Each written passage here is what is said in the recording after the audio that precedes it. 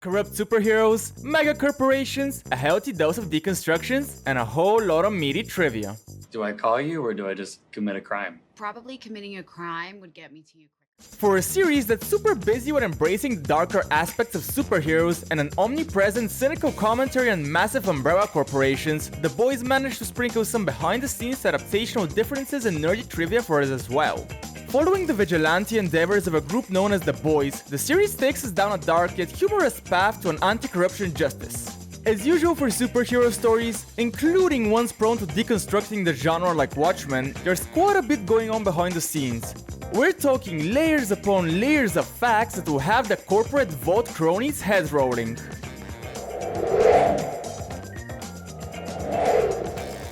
To start with, we should take a deeper look into the numerous differences between the show and its original comic counterpart. For one, the sleazeballs at Vault had a different name in the comics, Vault American. This got changed to Vault International for the series, only for the showrunners to backtrack and throw a note to the comics by revealing that it was Vault American, in the past at least. The name got changed sometime between 1984 and the present day, but that's not all. In terms of already dark source material receiving even darker adaptations, The Boys is definitely up there. Why is that? Well, in the comics, the big bad megacorp was only a mere arms producer and not a very good one to boot. The show, on the other hand, took it a bunch of steps further and made them Nazis. Well, sort of. The series version was at the very least founded by a Nazi scientist known as Johann Vockelbaum.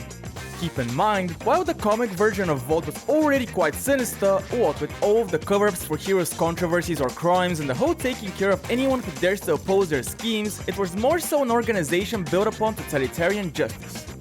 The series just straight up goes from 0 to 100 in cartoonish villainy by making Vault a secret Nazi conspiracy that has always been doing vile human experiments and whose main goal is to create an army of, well, uber people so to speak. Yeah, talk about yikes.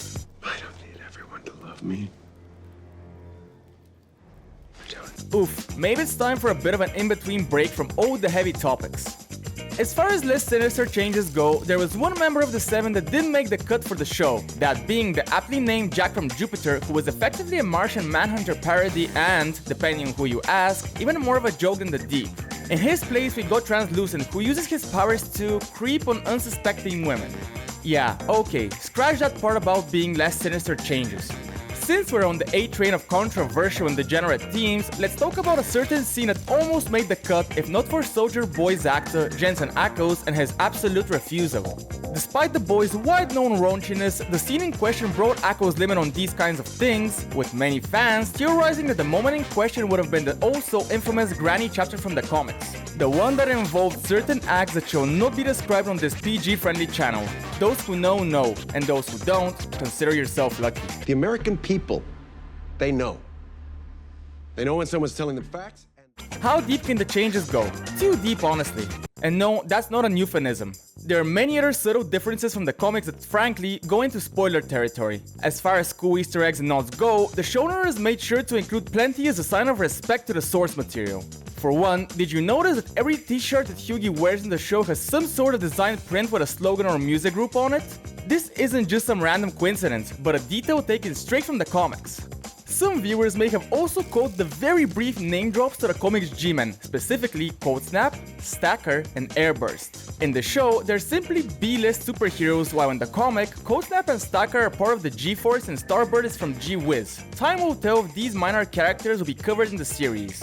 As always, we're thankful for your time. When it comes to changes, especially the raunchy ones, we expect to see more where that came from in Season 4. Are you excited to see the boys again? Tell us in the comment section and don't forget to like the video and subscribe if you're interested in more trivia related to popular shows and movies, from hit action series to intense mysteries and dramas and even, let's say, more experimental works like this. You make a world of difference for this absolutely totally not evil and definitely not corrupt Rhino. Signing out. See you next time.